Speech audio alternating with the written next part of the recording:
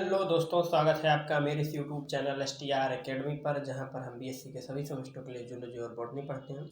आज फिर से मैं आप लोगों के लिए एक और लेक्चर लेकर आया हूं, जिसमें हम फाइलम प्लेटीहेल्मिन्थीज से बिलोंग करने वाले एक एनिमल टीनिया के बारे में पढ़ेंगे।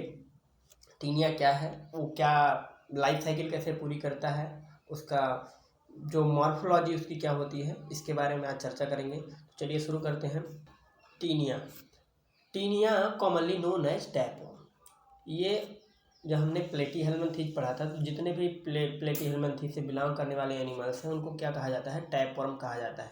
टीनिया क्या है, एक पैरासिटिक एनिमल है और फ्लैट वर्म है। क्या है, फ्लैट वर्म। दो तरह के वर्म होते हैं, राउंड वर्म और फ्लैट वर्म, लेकिन एक कौन सा वर्म है, फ्लैट वर्म है। और ये किससे बिलोंग करेगा, सिस्टोडा। जो इसका क्लास है, 3 क्लास मैंने आप लोगों को बताए थे, सिस्टोडा, ट्रिमेटोडा और ट्यूबुलेरिया।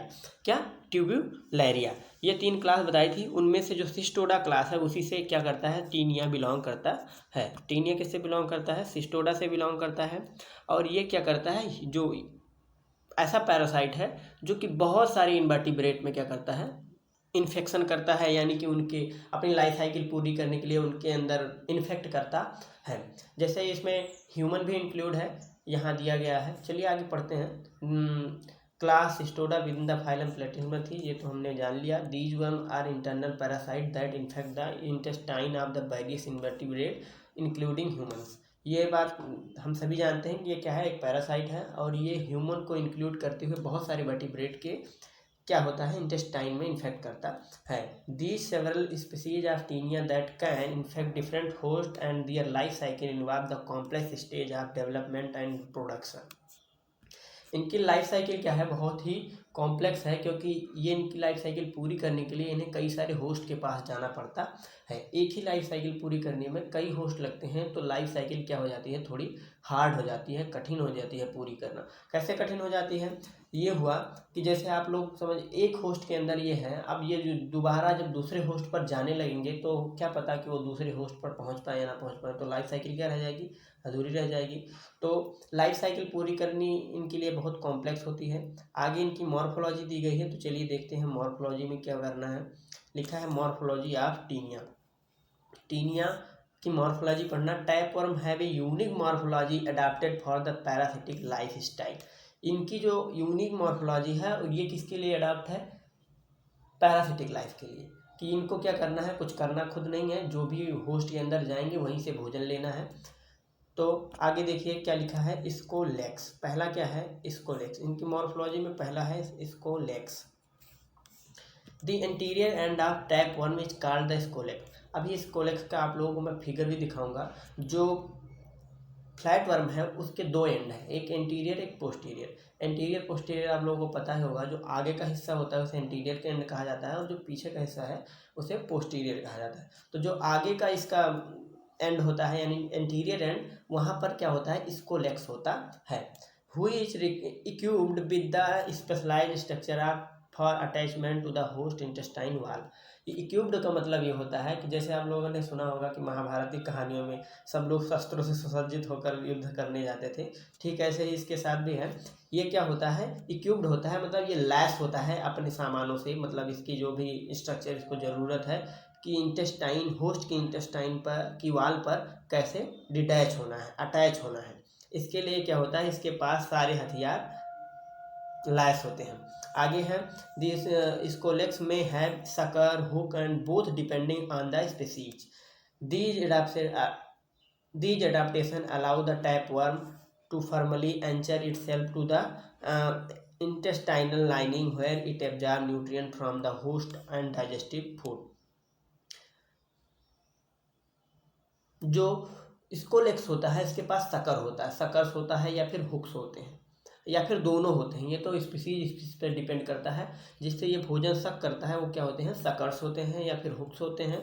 और या तो फिर किसी किसी स्पीसीज के पास ये दोनों ही होते हैं, और इसी से ये क्या करते हैं, भोजन को क्या करते हैं, सक करते हैं। अब ये कह रहा है these adaptation allow the tapeworm to formally anchor, anchor मतलब होता है चिपकना, it's help to the intestinal lining, जो इंटेस्टाइनल लाइनिंग से चिपकने में हेल्प करते हैं ये structures, where it absorb the nutrient, जहाँ पर ये न्यूट्रिएंट को एब्जॉर्ब करेगा, the host of digestive food, जो होस्ट होगा उसके डाइजेस्टिव फूड से क्या करेगा, न्यूट्रिएंट को एब्जॉर्ब कर लेगा।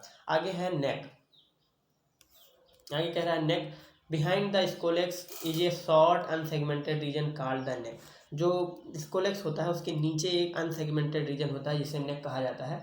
हमने आप लोगों को पहले ही बताया था कि जो फ्लैट वर्म है उसकी बॉडी सेगमेंटेड होती है, कई जगह से सेगमेंट बने होंगे, और एक सेगमेंट को क्या कहा जाता है, प्रोग्लोटिड्स कहा जाता है, प्रोग्लोटिड्स कहा जाता है। और उस प्रोग्लोटिड के अंदर जो मेल और फीमेल रिप्रोडक्टिव ऑर्गन होते हैं वो दोनों प्रेजेंट होते हैं, इसलिए इसको हर्माफ्रोडाइट भी कहा जाता है। ये आगे आप लोगों को मिलेगा। चलिए, लेकिन अभी ये नेक वाले बारे में पढ़ रहे हैं तो यहाँ देख लेते हैं। The neck is the region where new proglottid segment are continuously produce, और ये नेक रीजन इज जो है वो न्यू प्रोग्लोटिड को बनाने में हेल्प करता है। जैसे मान लेते हैं कि प्रोग्लोटिड की कमी हो गई है तो ये नेक वाला रीजन क्या होगा, सेगमेंटेड हो जाएगा और वहाँ पर नया प्रोग्लोटिड बन जाएगा। और एक प्रोग्लोटिड इनके लिए एक एनिमल जैसा समझ लीजिए, एक एक एक एनिमल ऐसे है कि ये क्या करते हैं, एक प्रोग्लोटिड को साइड करेंगे, जब ये पूरा मैच्योर हो जाएगा तो उसको निकाल देंगे और दूर डिटैच कर देंगे, उसको बाहर निकाल देंगे, और तो वो क्या हो जाता है, प्रोग्लोटिड जो बाहर निकल के जाएगा वो दूसरे होस्ट में जाएगा अपनी लाइफ साइकिल पूरी करने के लिए। आगे है प्रोग्लोटिड तीसरा, जो अभी हम चर्चा कर रहे हैं प्रोग्लोटिड की। The main body of the tapeworm composed of A chain segment called proglottid, ये जो बॉडी होती है टैपवर्म की, ये बहुत सारे सेगमेंट्स बनी होती है जिन्हें क्या कहा जाता है, प्रोग्लोटिड्स कहा जाता है। Each proglottid contain both male and female reproductive organ making टैपवर्म्स hermaphrodite, इनके पास दोनों सेक्स रिप्रोडक्टिव ऑर्गन्स होते हैं, इसलिए इनको क्या कहा जाता है, हर्माफ्रोडाइट कहा जाता है। हर्माफ्रोडाइट का मतलब ये होता है यूनिसेक्सुअल, जैसे प्लांट यूनिसेक्सुअल होते हैं ठीक वैसे ही हर्माफ्रोडाइट होता है। इनके अंदर मेल फीमेल दोनों रिप्रोडक्टिव ऑर्गन होते हैं। Proglottid are the reproductive unit of the tapeworm, इसमें लिखा भी है, are responsible for the producing eggs, ये क्या करेगा, एग भी प्रोड्यूस करेगा, स्पर्म भी प्रोड्यूस करेगा, सब काम यही करते हैं। अभी देख लीजिए, ये फिगर दिखाया गया है, इस फिगर में ये देखिए यहाँ पर स्कोलेक्स है, क्या है, स्कोलेक्स, ये स्कोलेक्स वाला एरिया है, ये आगे वाला इतना यहाँ से नेक के ऊपर यहाँ से लेकर यहाँ तक ये स्कोलेक्स वाला एरिया आप लोग देख सकते हैं। इसमें ये यहाँ से यहाँ तक स्कोलेक्स एरिया है, जिसमें क्या लिखा है, रोस्टेलम, पहला ऊपर वाला जो टिप है इसको रोस्टेलम कहते हैं। ये बीच बीच में साइड में चारों तरफ इसके सकर्स बने हुए हैं, क्या है, सकर, जिससे सक करता है न्यूट्रिएंट को। उसके बाद फिर ये हुक्स भी हैं इसके बाद साइड में, रोस्टेलम के नीचे हुक्स हैं, और ये हुक्स से भी क्या करता है, सक करने का काम करता है या अटैच होने का काम करता है। ये इसे बिलाई की तरह हैं, जाके ऐसे पकड़ के अड्डी डैच हो जाते हैं। आगे नीचे दिया है, ये देखिए नेक रीजन है, नेक रीजन में कोई सेगमेंट नहीं है, यहाँ पे दिख रहा है पूरा क्लियर दिख रहा है, यहाँ नेक रीजन में कोई सेगमेंट नहीं। जब ये सेगमेंट बनेगा तो क्या बन जाएगा, प्रोग्लोटिड बन जाएगा। और नीचे देखिए ढेर सारे प्रोग्लोटिड दिखाई दे रहे हैं, ये जो लाइनिंग है ये क्या है, प्रोग्लोटिड्स की लाइनिंग है। जैसे यहाँ पर लिखा है इमेच्योर प्रोग्लोटिड, इमेच्योर प्रोग्लोटिड का मतलब ये है कि ये प्रोग्लोटिड अभी बन रहे हैं, अभी ये प्रोग्लोटिड बने नहीं हैं, लेकिन इसके पीछे जो प्रोग्लोटिड्स हैं वो पूरी तरह से फॉर्म हो गए, क्योंकि नेक रीजन से ही प्रोग्लोटिड का फॉर्मेशन होता है। आगे नीचे देखेंगे इसका रिप्रोडक्टिव सिस्टम भी दिखाया गया है एक प्रोग्लोटिड में। देखिए ये ढेर सारे सेगमेंट, ये जितने भी सेगमेंट हैं एक एक सेगमेंट एक एनिमल की तरह समझिए, क्योंकि ये लास्ट में क्या होंगे, अलग हो जाएंगे सारे एक प्रोग्लोटिड्स, और एक प्रोग्लोटिड्स जाएंगे दूसरे होस्ट में अपनी लाइफ साइकिल पूरा करने। तो ये जब दूसरे होस्ट में जाएंगे, लाइफ साइकिल पूरी होगी तो ये नए ऑर्गेनिज्म ही बन जाते हैं। आगे है, देखिए इसमें देखिए टेस्टिस दिया है, ये प्रोग्लोटिड का जूम करके एक फिगर दिखाया गया है। इधर वाले ये एरिया में टेस्टिस है, ये एरिया में टेस्टिस है। उसके बाद ये देखिए ये यूटेरस है, ये वाला जो पार्ट है क्या है, यूटेरस है। और उसके बाद ये जेनाइटल पोर है, जेनाइटल पोर, और उसके बाद यहाँ पर ओवरीज हैं, 2 ओवरीज इनके अंदर भी होती है। यहाँ से एग प्रोडक्शन होगा और यहाँ पर स्पर्म प्रोडक्शन होगा, और ये पूरा फिगर किसका है, प्रोग्लोटिड्स का है। आगे ये आप लोग समझ ही गए होंगे। अब इसके नीचे हम लोग चलते हैं, इसकी लाइफ साइकिल के बारे में और रिप्रोडक्शन के बारे में चर्चा करेंगे। तो क्या है रिप्रोडक्शन में? Reproduction in of Taenia, the life cycle of Taenia involve the multiple host and two main stage. बहुत सारे होस्ट होते हैं और दो मेन स्टेज होती है, एक द एडल्ट टैपवर्म स्टेज, एक लार्वल स्टेज। एक एडल्ट टैपवर्म स्टेज आएगी और एक लार्वल स्टेज आएगी, जिसे सिस्टीसेरॉस भी कहते हैं, सॉरी सिस्टीसर्कस भी कहते हैं, cysticercus stage. Here an overview of the reproduction process of Taenia. जो टीनिया का रिप्रोडक्शन प्रोसेस है, इसके कुछ ओवरव्यू मैंने नीचे दिए हैं। इसके लिए चलिए हम पढ़ लेते हैं। पहला है एग प्रोडक्शन। क्या है? Egg production. एग प्रोडक्शन में with in the intestine of the host adult tapeworm produce the large number of egg. कहाँ से एग प्रोडक्शन होगा? जो ओवरीज हैं वहीं से होगा। ओवरीज कहाँ है? प्रोलोटिड्स में है। तो these eggs are release into the host faeces and are then fed into the external environment. क्या होगा? ये सारे एग देंगे, उनके प्रोग्लोटिड से एग बाहर आएगा, किसमें? इंटेस्टाइन में, जिसकी होस्ट के इंटेस्टाइन में। और होस्ट के फीसेस के थ्रू क्या होगा? इन्वायरमेंट में बाहर चला जाएगा। जो लोग बाहर जाते हैं टॉयलेट के लिए, उनके फीसेस जो बाहर क्या हो, इन्वायरमेंट में चले जाएंगे। और इन्वायरमेंट में जब बाहर चले जाएंगे तो उनसे क्या होगा? जो बहुत सारे एनिमल होते हैं जो लोग खाते हैं, जैसे कि पिग होता है, वो वेस्टेज को खाता है, ह्यूमन वेस्टेज को, तो उनके इंटेस्टाइन में यार आसानी से पहुंच जाएंगे। आगे दिया है intermediate host. The egg of Taenia are ingested by the intermediate host which is usually herbivorous animal like pig और काउ। ये जो दूसरा होस्ट इनका होगा, इंटरमीडिएट होस्ट, वो क्या होगा? या तो पिग होगा या तो फिर काउ होगा। और आप लोग जानते हैं कि पिग क्या करते हैं? ऐसे ही गंदी चीज़ें खाते रहते हैं। तो इससे क्या होगा? ये होस्ट के अंदर चला जाएगा, दूसरे इंटरमीडिएट होस्ट के अंदर, यानी पिग के अंदर। One inside the intermediate host the आगे है the egg hatch and the release larva penetrate the intestinal wall and migrate to various organ and tissues. जो एग आया है होस्ट के अंदर, नए होस्ट के अंदर, वहाँ पे क्या होगा? एग हैच कर जाएगा। एग हैच कर गया और रिलीज क्या होगा? लार्वा रिलीज होगा। वो लार्वा क्या करेगा? पेनिट्रेट करेगा इंटेस्टाइनल वाल को। इंटेस्टाइनल वाल को पेनिट्रेट करेगा, यानी छेद के क्या होगा? माइग्रेट कर जाएगा। कहाँ पर? ऐसे एरिया में माइग्रेट कर जाएगा जहाँ पर सैक हो। सैक यानी कि फ्लूइड फील्ड कैविटी हो, वहाँ पर क्या चला जाए? लीवर में चला जाएगा, या फिर और भी बहुत सारे सैक्स होते हैं बॉडी में, वहाँ पर चला जाएगा। सेल मेम्ब्रेन के आसपास चला जाएगा किसी। आगे देखिए क्या कह रहा है? Cysticercus stage. जब तीसरी स्टेज आएगी सिस्टी सर्कस स्टेज, उसमें क्या है? Once the intermediate host tissue the larval transfer into small fluid sac called cysticerci और ब्लैडर वर्म्स। क्या करेगा? जो लार्वा आया है इंटरमीडिएट होस्ट में, वो टिश्यू से माइग्रेट करके कहाँ चला जाएगा? स्मॉल फ्लूइड फिल्ड सैक में। जो स्मॉल फ्लूइड फिल्ड सैक है उसे ही क्या कहा जाता है? सिस्टीसेराई यानी ब्लैडर वर्म्स कहा जाता है। क्या कहा जाता है? Bladder worms. This cysticerci can remain viable in the tissue for the expanded period. और यहाँ पर ये बहुत टाइम तक सिस्टीसेराई में क्या करते हैं? सर्वाइव कर जाते हैं, बहुत टाइम तक बने रहते हैं। आगे है फाइनल होस्ट इन्फेक्शन। जो फाइनल होस्ट इन्फेक्शन है उसमें कैसे होता है? Final host infection, the intermediate host is consumed by the final host which can be A carnivorous और ओमनीवोरस एनिमल इंक्लूडिंग ह्यूमंस। जो फाइनल होस्ट होता है वो क्या होता है? या तो कार्निवोरस होगा या तो ओमनीवोरस एनिमल होगा, जैसे कि ह्यूमन होता है। ह्यूमन ओमनीवोरस है। कार्निवोरस एनिमल जो मांस खाते हैं, जैसे मान लेते कोई सुअर जो पिग होता है उसको मार के खा ले, यानी शेर, चीता, पैंथर, ये सारी चीज़ें क्या करते हैं? मार के खा लेते हैं सुअर जैसे एनिमल्स को। तो इनको क्या होगा? मार के अगर खाएंगे तो मांस के अंदर ये लोग सेक्स में चले गए हैं, तो सेक्स से क्या करेंगे? उनके बॉडी में प्रवेश कर जाएंगे, ये फाइनल होस्ट पर पहुंच जाएंगे। ह्यूमंस भी, बहुत सारे ह्यूमंस भी पॉर्क खाते हैं, यानी सुअर के मांस को खाते हैं, पॉर्क कहते हैं उसे। तो बहुत सारे लोग खाते हैं, तो उनके इसके माध्यम से भी होस्ट के अंदर चले जाते हैं। Upon ingestion of infected meat, the cisticerci are released from the cystis in the intestine. जो मांस खाने वाले लोग हैं उन्हीं के मीट के थ्रू इन्फेक्शन से ही सिस्टीसेराई कहाँ रिलीज हो जाती है? जो जिसने खाया है उसके इंटेस्टाइन में, सिस्टी इन द इंटेस्टाइन। आगे है अटैचमेंट एंड ग्रोथ। अब ये जो इंटेस्टाइन में पहुंच गया तो क्या करेगा, अटैचमेंट करेगा। The release cysticerci attach to the intestinal lining of the final host and begin to grow into adult tapeworm.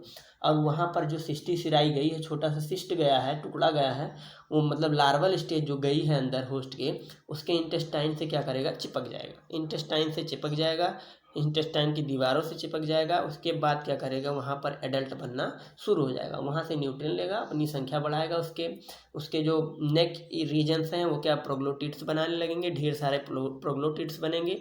सारे प्रोग्लोटिड्स क्या करेंगे, अंडे देंगे। वो सारे अंडे क्या होंगे, फिर से फीसेस के थ्रू रिलीज होंगे, और फीसेस के थ्रू रिलीज होने के बाद वो क्या होगा, किसी भी इंटरमीडिएट होस्ट के पास जाएगा, जैसे पिग और काऊ के पास।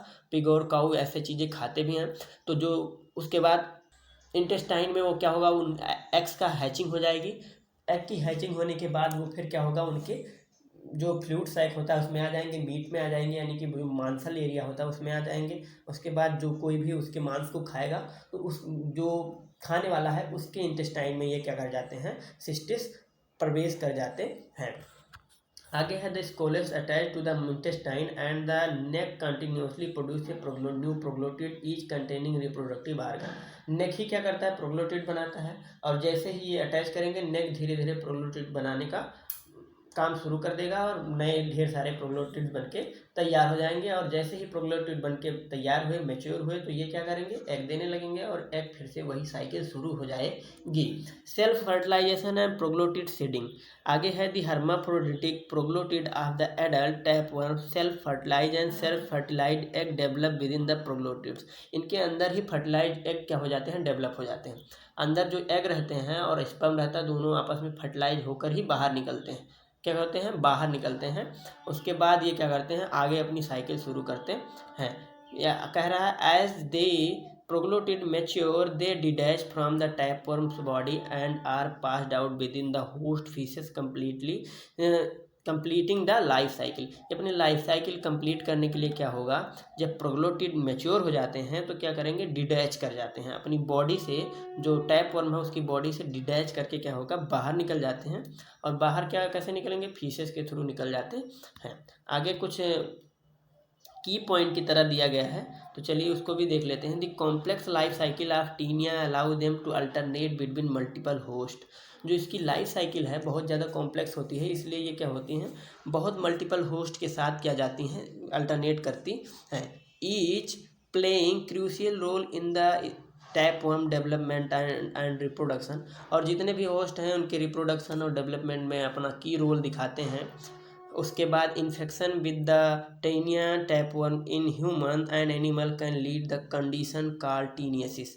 जो ह्यूमंस में इन्फेक्शन होता है उसे क्या कहा जाता है, टीनियसिस कहा जाता है, जब टीनिया के थ्रू होगा। While infection within the larval stage of tissue can cause the cysticercosis which can have a severe healthy consequences.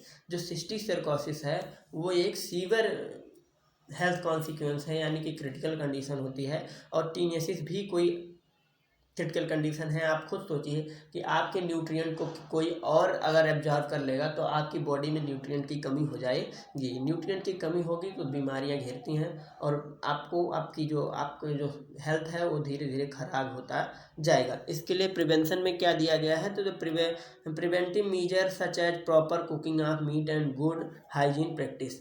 इसके लिए आपको कुछ नहीं करना, बहुत दवाइयों या लेने की ज़रूरत नहीं है। अगर आप मीट खाते हैं तो मीट को बढ़िया से प्रॉपर कुक करके खाएं, ताकि इनके जो सिस्ट है वो मर जाए, वो इनएक्टिव हो जाए। और उसके बाद जो हाथ धुल के खाते हैं, हाइजीन करते हैं, तो अगर हाथ धुल के खाना या फिर बहुत सारी हाइजीनिक कंडीशन है, बाहर का नहीं खाना, कहीं भी चलते फिरते नहीं खाना, साफ़ सफाई से अगर खाते पीते हैं आप हैं, तो इन जैसे रिस्कों से आप बचे रहेंगे।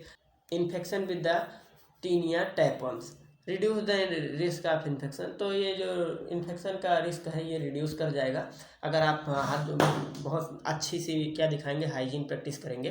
तो आज के लिए इतना ही। अगर आपको कोई क्वेश्चन पूछना है तो आप हम कमेंट बॉक्स में पूछ सकते हैं। अगर आपको हमारा वीडियो अच्छा लगा हो तो लाइक कीजिए, शेयर कीजिए, और हमारे चैनल को भी सब्सक्राइब कीजिए।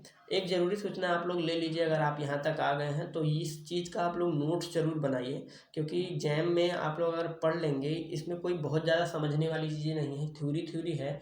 अगर आप इसका नोट्स बनाएंगे तो ही आप एग्ज़ाम से में बढ़िया से लिख पाएंगे, क्योंकि भूलने की आदत सबको होती है। आप लोग एग्ज़ाम आते थे भूल जाएंगे, और अगर नोट्स बना के रखेंगे तो उसको एक बार पढ़ लेंगे तो सारी चीज़ें याद आ जाएंगी, और हू बहू आप ऐसे ही अगर लिख के आ गए और इसका 50% से 70% ही अगर लिख पाए तो भी आपको फुल मार्क्स मिल जाएंगे, क्योंकि ये कंटेंट जो है ये एकदम प्रिसाइज कंटेंट है, बहुत ही ध्यान से बनाया गया कंटेंट है। चलिए, आज के लिए इतना ही। धन्यवाद।